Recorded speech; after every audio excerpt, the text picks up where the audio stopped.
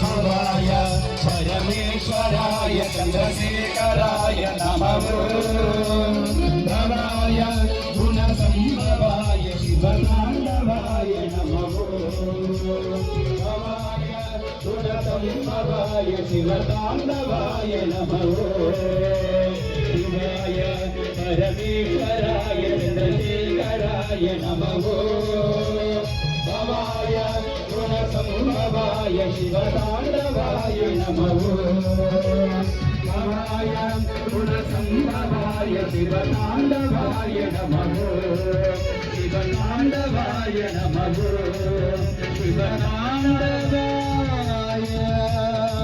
నమః.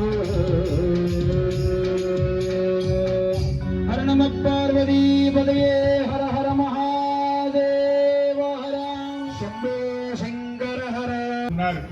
పంచభూతములు శివయ్య అని అర్థం కావడం కోసమే పంచభూత లింగములుగా మనకు శాస్త్రంలో చెప్పారు. అరుణాచలేశ్వరంలో అగ్నిలింగంలా, జంబుకేశ్వరంలో జలలింగంలా, శ్రీకాళహస్తిలో వాయులింగంలా అల్లని గాలి శివయ్య అర్థం చేసుకోవడం కోసమే వాయులింగేశ్వరుడు శ్రీకాళహస్తి. భూమి శివయ్య అర్థం కావడం కోసమే ఏకాంబరేశ్వరుడు కంచిలో ఉన్నటువంటి ఏకాంబరేశ్వరుడు స్వామి వారు.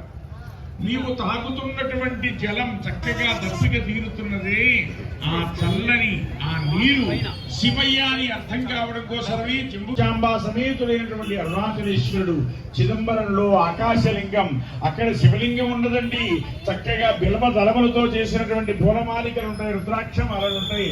తెర తొలగగానే ఆ సాంబశివమూర్తి యొక్క దర్శనం. పంచభూతములు శివయ్యే అంటూ చక్కగా ఇప్పుడు సాంబశివమూర్తిని ఆవాహన చేసి ఆ గంగా విశేష అర్చన సాగుతుంది. హర నమః పార్వతీపతయే హర హర మహాదేవ